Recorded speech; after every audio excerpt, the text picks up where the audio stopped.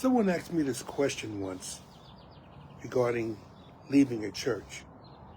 Not leaving the faith, but leaving a church assembly or a particular congregation. And there is a way to do it, and there's a way not to do it. And I can speak on this because I've done that. And I had to learn from my mistakes. Now the Lord has blessed me. I thank God that He had put me in a place where I was able to flourish and prosper and hear the Word of God really presented. But I could have done it a better way. Let's put it that way. When you feel as if you need to leave a church for any reason, could be because you feel like you've reached a particular point with this church and you can't go any further, and another church offers a chance for you to grow more. That happens. It does happen. Or maybe there's a certain style that resonates with you where your current church doesn't quite have that. But remember, all these things are mainly semantics. The main thing is, if you are leaving a church because of the doctrine, you have to believe that the next church you're going to must have a truer doctrine. Because if that's not the case and you're leaving the church because of semantics, I'm not saying don't leave the church, but understand the pros and cons. I'll tell you a little story. Remember I talked about essentially being transparent. When I left the church I'd been in since my childhood, it was one of the hardest things I ever did. My mother and my grandmother had already left to go with a particular pastor who had just left my home church. And they were used to him. And they wanted to support this particular man, pastor, and I respect him. They wanted to support him, and because they were used to him, they were used to his teaching. And since he was only there with his family, they wanted to give him some more support. And I kind of felt by myself, and I wanted to be able to be with my family. So I asked my pastor, I told my pastor, which was, at that point he was District Elder Joseph Dorsey, right before he was elevated to suffragan bishop. And he wasn't quite happy about it, to say the least. He thought I was going to end up leaving the faith, and I was trying to ensure him that I would never leave the faith. I would never leave the doctrine. But because the church I was going to go to, he was going to go independent because he couldn't really afford the fees of the council, and that's what I was told. And that could be an issue too. And again, I've been used to churches that actually left the council because of various reasons. And my main point was essentially, if you're leaving the doctrine, then that's a no-no. But if it's for administrative issues, that's another thing. And do you support your pastor or do you support your council? And I always thought you should support your pastor unless your pastor is backslidden or is going to the wrong doctrine. in any case, I left my church, Holy Mission. And it wasn't the easiest of times, because when I went to this other church, it was a small storefront. And I needed something more. And I needed something more. And I thought that, you know what, maybe my bishop, maybe Elder Dorsey, Pastor Dorsey was right. The Lord led me via, because I had just gotten married to Sister Heyman, and her brother, at that point, Minister Levon Mitchell, had told me about this man who preached the doctrine, preached oneness, and he was always into oneness, always into the apostolic way and how you're supposed to live, and you can live free from sin, and told you about the sins that you should not be committing, or any sin, of course, but no, don't do this, don't do that. He was kind of old-fashioned, but in a way that people were flocking to him. I said, okay, we'll try him out. And we went to this church over on Prairie Avenue, right across the street from the racetrack. So there were crowds from the racetrack. Hollywood Park, that's when there was actually a racetrack there. Horse racing, of course.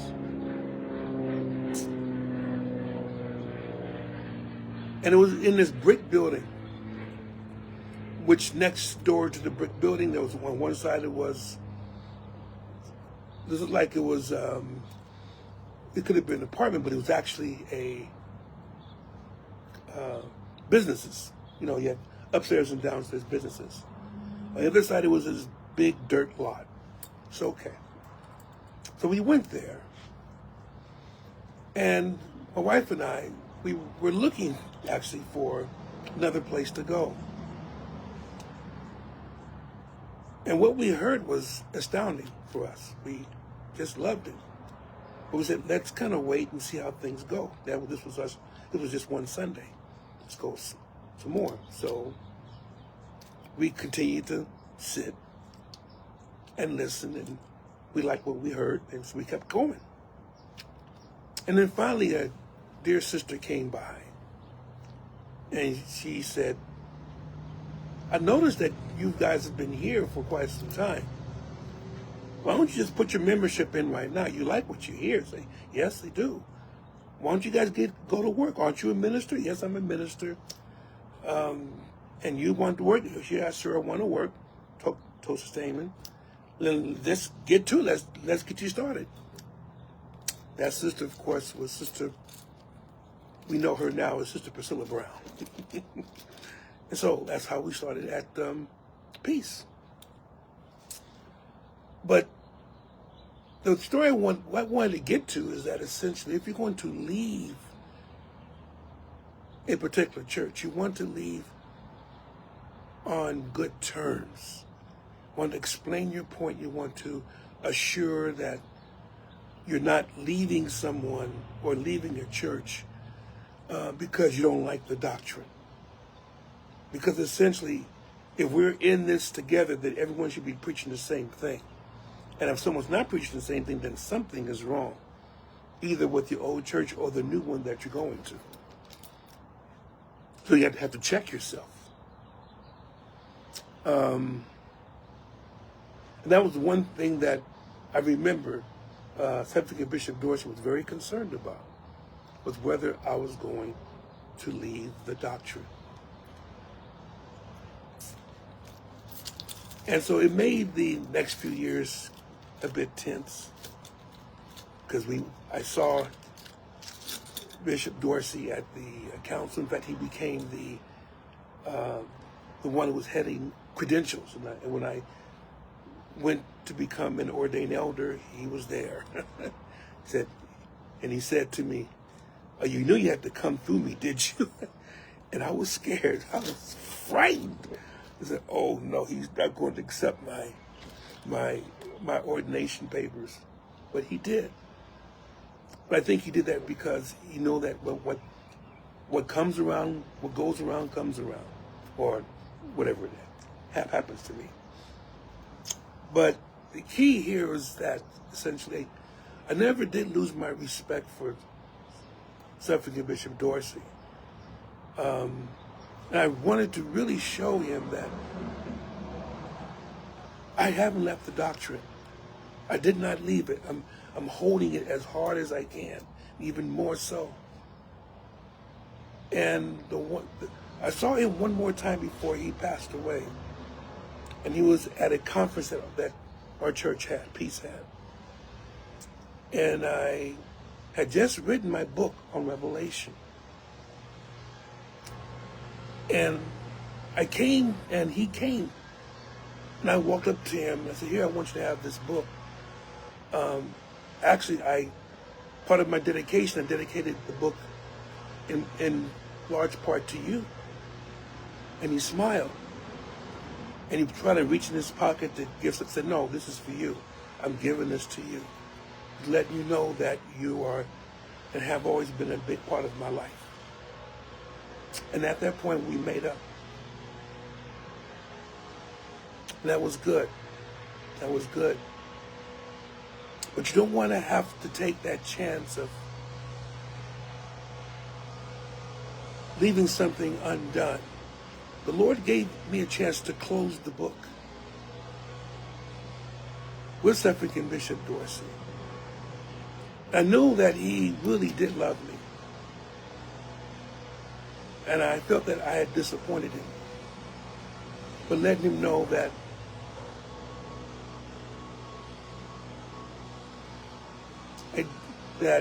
I stuck. What you taught me, I kept.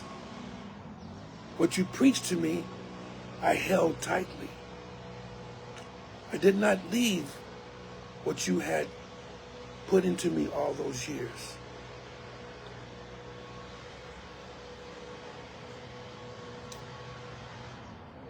And so I say again, could I have left better, under better terms? Yes, I could have. And hoping I'm giving this to you, that if you're going to leave your particular place, be honest about it. This is why I'm leaving. But make sure that you're leaving maybe because you travel a long distance, perfectly fine. You found a place that's closer, great. As long as they're preaching the doctrine, great. Some place that's more suitable for your family, maybe they have more young people, okay. Because of your family. But again, you let your pastor know. You give them the courtesy. Now understand that we don't really belong to any one pastor.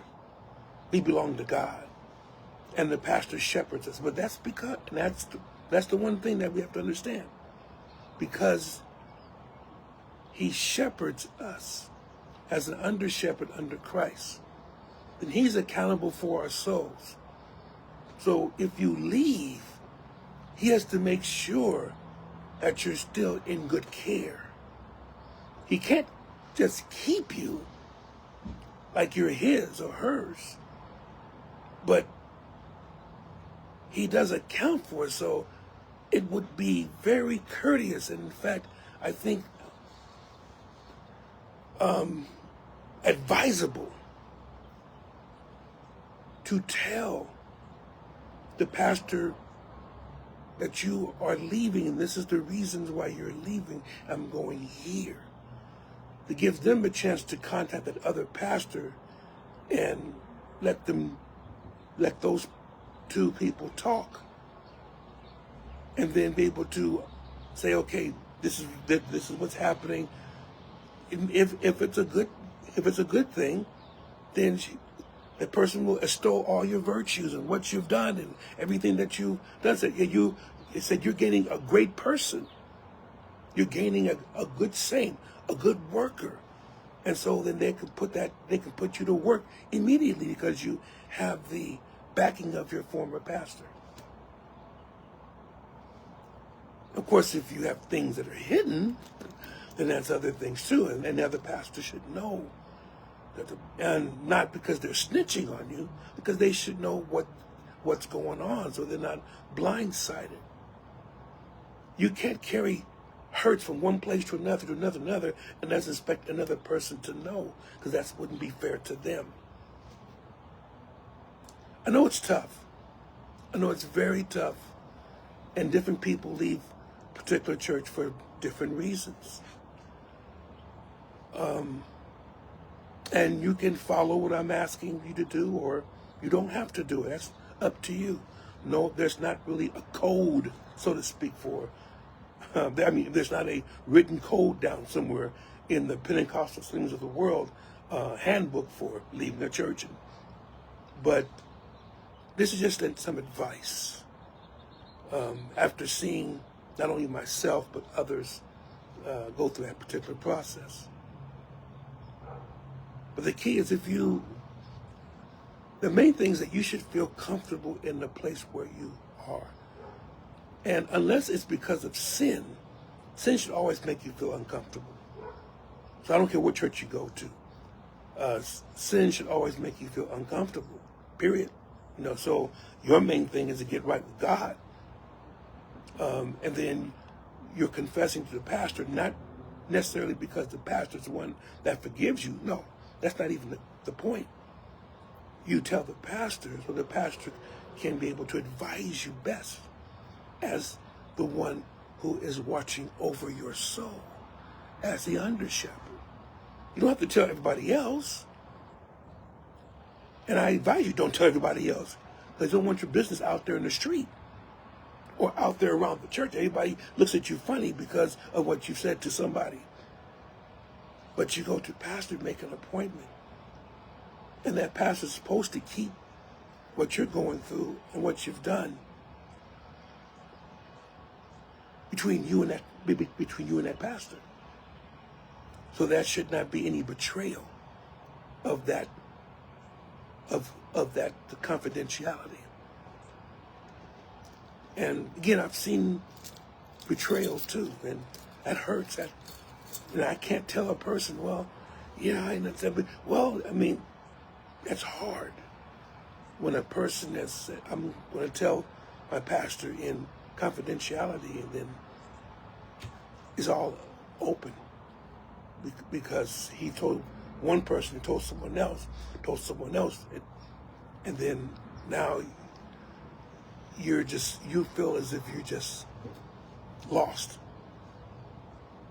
And so when the person leaves under that circumstance, it can be pretty messy. But as much as you can, if you have to leave an assembly to go to another assembly, make sure, if you don't tell anyone else, tell your pastor to let them know what's taking place. Because there could be an issue that could be solved right there, and you don't have to go. Or maybe the pastor will say, okay, I'm checking this church out, or I know that church, I know that pastor. The pastor is a good person. And yes, pastors are only human, and sometimes they do things out of their own feeling or gut or whatever, and their gut's not always right. But you have to remember too, they are not only are they shepherds, but they're also guides, pointing us to the kingdom of heaven. And if they say things from a purely human instead of God's point of view, then they have to be held in account of by God himself, if not by those that are higher up than they are. In any case, the main thing that I want to leave with you is wherever you go, don't burn any bridges. Because if you have to come back, you want to be accepted in love and not grudgingly, because they have to. And that will make also, if you have to go to another place, it makes the transition so much smoother for you and everybody involved. So, but make sure that wherever you move, that they're preaching the doctrine of Jesus Christ. That it's nothing different than what you've already learned. And all that the other church can do is add to it. This is just words from an old soldier. And hopefully it's giving you a little bit more clarity about this particular subject. In any case, I love you. Take care of yourselves. And remember, we're all part of the family of God.